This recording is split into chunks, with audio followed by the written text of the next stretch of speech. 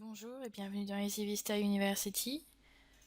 Aujourd'hui, nous allons parler des points de rupture dans Easy Vista Apps Builder. Pour parler des points de rupture, nous allons commencer par éditer une apps basique. Comme vous allez pouvoir le voir ici, c'est une apps avec un menu, un catalogue, des choses assez simples, basiques même, dirons-nous.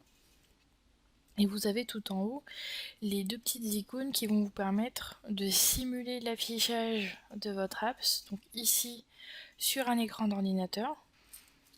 Et ici, avec cette autre icône, vous allez pouvoir choisir affichage sur un mobile. Et vous avez plusieurs sortes de mobiles, soit en portrait, soit en paysage.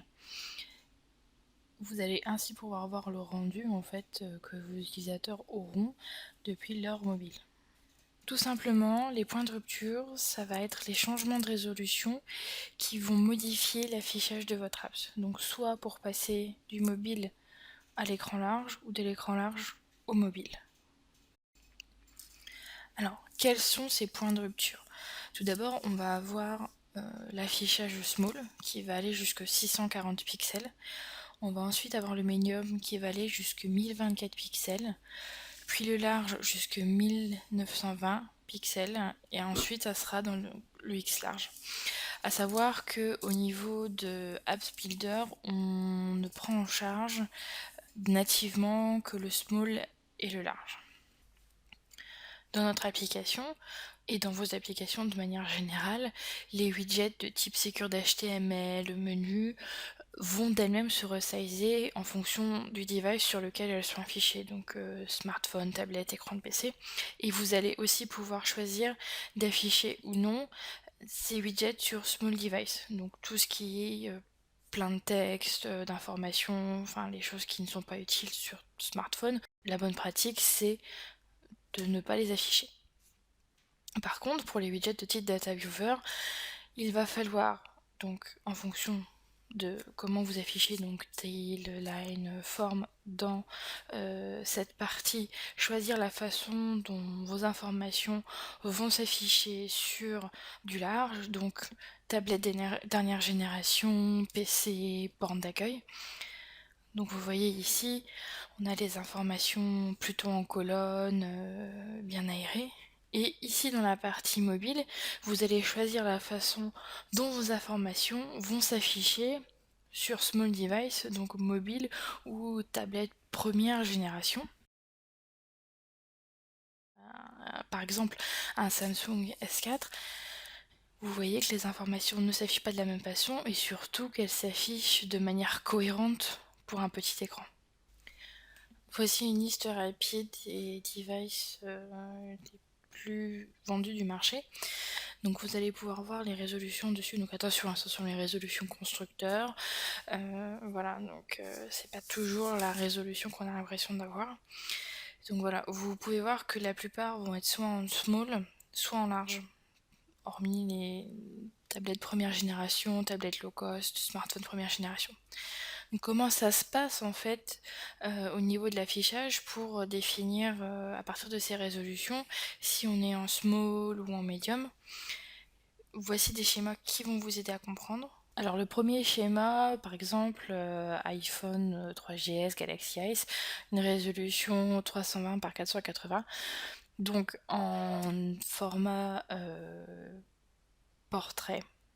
On est donc en affichage small puisqu'on a 320 en largeur et 480 en hauteur, mais également en format paysage puisque on est en 480, donc on est largement en dessous des 640.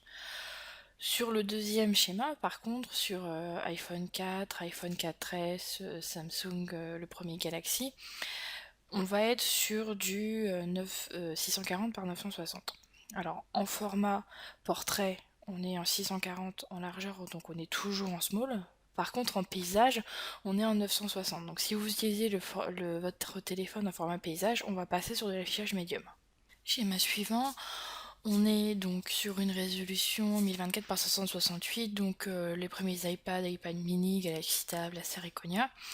En format paysage et en format portrait, on est entre 640 et 1024 de résolution, donc sur les deux, on va être en affichage médium. Le schéma d'après, la première surface, l'iPhone 6, on est en 1360 par 768, donc en affichage portrait. On va toujours être en affichage médium puisque la largeur c'est 768, donc elle est comprise dans le médium. Par contre, dès qu'on va utiliser la tablette en mode paysage, dans ce cas-là, la largeur c'est 1366, donc supérieure à 1024, et là on va passer en affichage large. Sur le dernier schéma, on est sur les résolutions des tablettes et des smartphones de vraiment dernière génération, donc sur des affichages qui tournent autour de 1200 par 1920, voire plus ou légèrement moins. Donc on va être en fait sur l'affichage paysage et l'affichage portrait, sur des affichages qui sont en large ou éventuellement en X large. Alors, en fonction de votre parc, vous allez avoir besoin de configurer ou non un affichage en médium. Donc voilà, sur notre apps par exemple, il y a l'affichage mobile qui est configuré.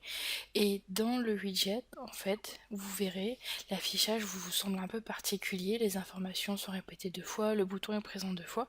C'est parce qu'en fait, en HTML, nous avons codé un premier affichage pour la classe large, donc les écrans qui sont au-dessus de 1024 pixels en portrait ou en paysage, et on a codé l'affichage pour les écrans qui sont en médium, donc grâce à la classe medium only, pour ceux qui ont un affichage entre 640 et 1024 pixels en portrait ou en paysage.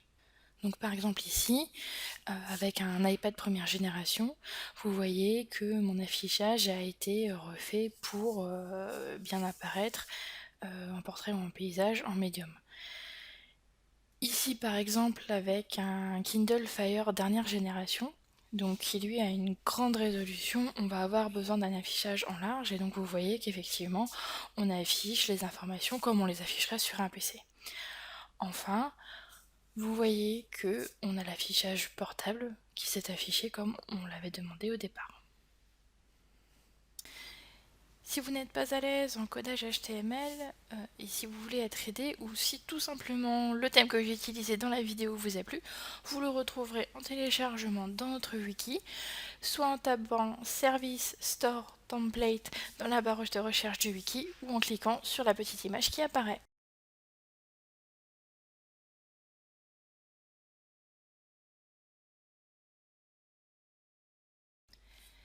Comme d'habitude, n'hésitez pas à venir nous rejoindre sur notre forum Ivy Connect, soit pour poser des questions, soit pour partager vos créations.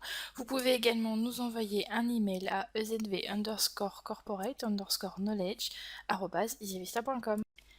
Merci d'avoir suivi cette vidéo et à bientôt sur EasyVista University.